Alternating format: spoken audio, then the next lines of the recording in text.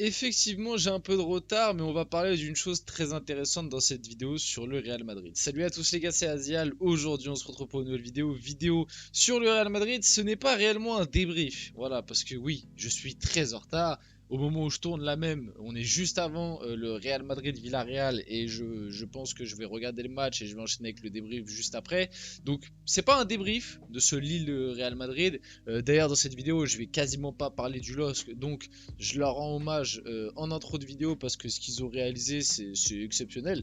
La performance des Lillois est vraiment à saluer. Juste vite fait en fin de vidéo, si on a le temps, parler de deux Lillois en particulier qui m'ont vraiment choqué. Mais on va s'axer sur le Real Madrid parce que ce match pour moi est quand même révélateur de beaucoup de problèmes qu'on voit du côté du Real Madrid depuis le début de la saison, mais c'est des problèmes que on mettait en avant, mais qu'on gardait un petit peu de retenue parce qu'il y avait le côté encore victoire, ou en tout cas ça perdait pas.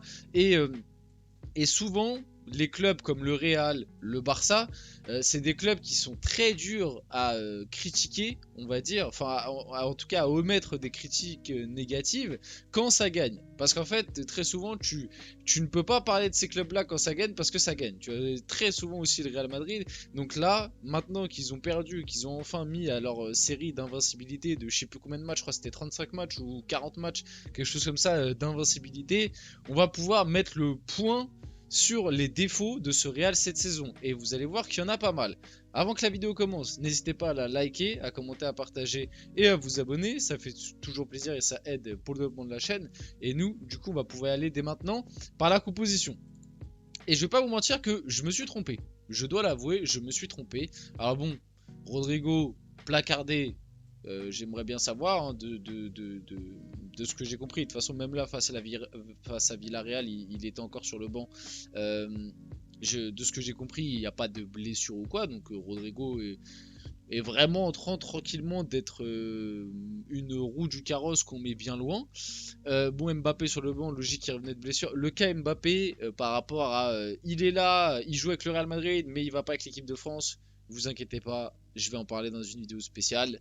J'ai des choses à dire. J'ai des choses à dire parce que hein, oh, c'est bizarre. Depuis qu'on peut plus dire que c'est la faute du PSG, c'est bizarre. Il y a de plus en plus de gens qui commencent à voir le vrai visage d'Mbappé. C'est pas comme si nous, les Parisiens, on le dit depuis 2 ans, facile, que Mbappé, c'est pas tout beau tout rose et que Mbappé, si vous pensez qu'en allant du côté du Real Madrid et avec l'équipe de France, il allait se calmer parce que certains ont du mal à voir que oui, le PSG, voilà, on n'est pas un club bien géré. En tout cas, on essaye. Ça va un peu mieux ces derniers temps, mais globalement, voilà, oui, le PSG a des défauts, mais faut se rendre compte un petit peu de ce qu'a fait aussi Mbappé avec le PSG et au PSG. Et que pour moi, dans toutes les polémiques qu'il y a eu du côté du PSG, déjà c'est Mbappé qui a commencé l'hostilité en 2019. Hein. Avant ça, il n'y avait pas de polémique. Hein, les premières polémiques Mbappé, c'est lui qui les a démarrées en 2019 avec les trophées UNFP. Et après, ça a été chacun son tour. Mais bref, comme je vous l'ai dit, on parlera dans une vidéo dédiée. Donc, je me suis trompé par rapport à quoi? Par rapport à ce 4-4-2. Parce que moi, j'étais persuadé, et je vous l'avais dit dans des précédentes vidéos, que le retour en 4-4-2 était inévitable parce que avec Mbappé et Vinicius qui devant sont des feignants depuis le début de la saison, et ça c'est pareil, ça me fait bien rire. Oui, au Real Madrid, vous pensez qu'Mbappé il va pas défendre, bah il défend pas. Hein. Le grand Real Madrid où il y a personne au-dessus de là, bah Mbappé sans ballon, c'est main dans le slibard. Et le truc que je trouve est quand même grave par contre, c'est que j'ai l'impression qu'il influence Vinicius par rapport à ça. Alors, je dis pas que l'année dernière, Vinicius c'était le mec qui te faisait des retours défensifs dans la boue ou quoi, mais je voyais quand même l'année dernière un Vinicius qui sans ballon était un peu plus actif que cette année. Cette année, Mbappé, Vinicius, les deux devant, c'est vraiment quand le Real a pas le ballon, c'est je mets ma main dans mon caleçon et j'attends. Donc ça risque de poser des problèmes. Et d'ailleurs, on l'a vu sur ce match face à Lille, lors de cette défaite, que Bellingham, en fin de match, il a pété un câble sur les deux. Parce que lui, Bellingham, par contre, il faut en parler, et Valverde aussi, je mets les deux dans le lot. Ces mecs-là, le Real Madrid a beaucoup de chances de les avoir. Parce que le jour où ils seront plus là, je pense que tu vas prendre des vagues et des vagues et des vagues, tellement Bellingham et Valverde courent limite pour deux, tous les deux. Donc c'est-à-dire qu'à eux deux, ils font le boulot limite de 3-4 joueurs.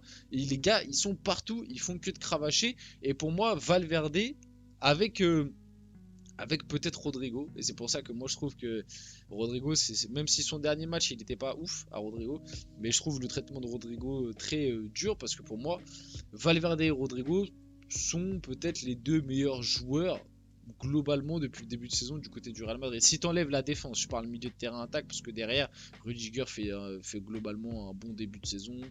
Militao, ça va, même s'il y a des UD un petit peu moins bien. Donc voilà, et pour en revenir par rapport à la composition, au final, elle n'a pas fonctionné.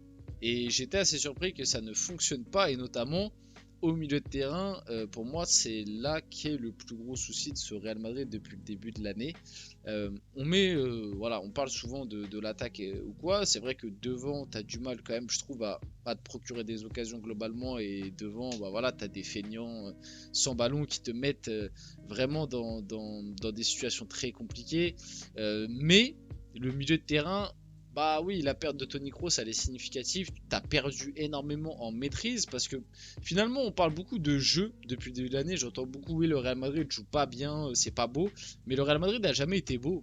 Le Real Madrid a très rarement bien joué dans son histoire, surtout quand elle a gagné. Le Real Madrid de Zidane, le jeu n'était pas forcément flamboyant. Le Real Madrid de 2022 d'Ancelotti, le Real se faisait dominer sur quasi chaque confrontation. Mais le Real Madrid savait être efficace et surtout savait contrôler ses matchs. Et là, le contrôle se fait beaucoup par ton milieu de terrain. Contrôler quand tu sens que tu es dans des situations compliquées, garder un peu plus le ballon, gratter des fautes, etc. Garder un peu plus la balle, savoir accélérer quand il faut, le tempo du match tout simplement. Et quand tu avais Modric et Toni Kroos qui étaient, Toni Kroos qui est plus là et Modric quand il était un peu plus jeune, tu avais cette maîtrise là qui, même du coup quand tu te faisais dominer, tu gardais une certaine maîtrise sur la rencontre et tu pouvais accélérer et piquer quand il fallait. Là t'as plus ça en fait. T'as plus ça du tout. Et pour moi, le milieu de terrain, ça va être le vrai sujet de cette année. Il va falloir que des joueurs vraiment élèvent leur niveau.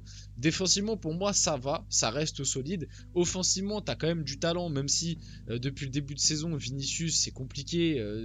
Globalement, hein, depuis le début de saison, Vinicius, on est déçu.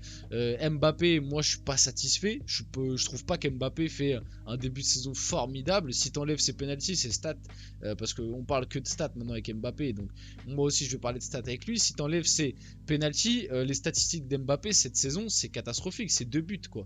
2 buts dans le jeu. Donc, excusez-moi de penser que on attend plus d'un joueur comme Mbappé. D'ailleurs, parlons d'Mbappé, qui s'est échauffé. Il aurait peut-être dû rester à s'échauffer ou rester sur le banc parce que quand tu vois, d'ailleurs, entrer sous les sifflets, quand tu vois l'entrée d'Mbappé sur ce match, waouh! C'est ça le meilleur joueur du monde, le mec qui est plus fort que Cristiano Ronaldo et qui est à la table de lui et Messi. Eh bah dis donc. Même avec Mbappé, il y a un truc qui me saoule et qui fait aussi du côté du Real Madrid, c'est à vouloir faire le meneur de jeu. Il le faisait avant, en équipe de France et au PSG. On nous a dit, ah, mais au Real Madrid, ça va pas se passer comme ça. Bon, il fait la même chose au Real, hein, il défend pas, il fait le meneur de jeu, il redescend, il tripote la balle 3-4 fois. Après, il veut faire des transversales qu'il rate. Enfin, bref, même si son entrée est catastrophique, mais à côté de lui, tu avais un Vinicius qui, pareil, il te fait un match absolument minable. Carlo Ancelotti, que s'est-il passé ce soir? Le LOSC a été meilleur et nous devons en tirer des leçons. J'ai mis ça juste pour dire que Ancelotti, c'est bien beau en conférence de presse de dire chaque week-end que bon, on n'est pas bon, on n'y arrive pas, mais il faudra peut-être trouver des solutions.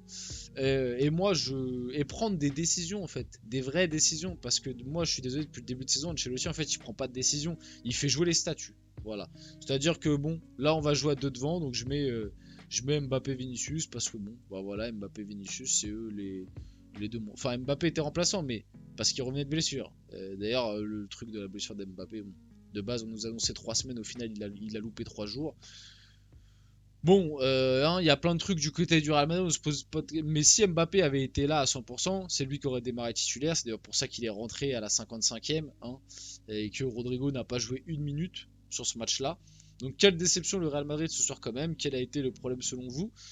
Comme j'ai dit, moi, le manque au milieu de terrain, clair, le manque aussi de travail des attaquants sans ballon et même avec ballon dans les courses et tout. Voilà, c'est ça qui a fait que le Real Madrid a été mis en difficulté face au LOS. Du coup, fin de série, voilà, ça faisait 36 rencontres que les merengues étaient invaincus, toute compétition confondue. Donc voilà, par rapport à ça, il y a pas mal de choses, on va dire qu'il faut travailler si ce Real Madrid veut aller loin en Ligue des Champions et même la Liga. Parce que moi, à l'heure actuelle, la Liga, pour moi, le Barça est bien plus armé. En Ligue des Champions, tu vois, il y a toujours ce truc. Bon, le Real Madrid en Ligue des Champions, ils font toujours. Mais en Liga, pour moi, à l'heure actuelle, avec ce que je vois, c'est très compliqué. On va finir la vidéo là-dessus. J'espère que cette vidéo vous a plu. Si c'est le cas, n'hésitez pas à la liker, commenter, partager et vous abonner, les gars. C'était Azial. On se retrouve très rapidement pour une prochaine vidéo.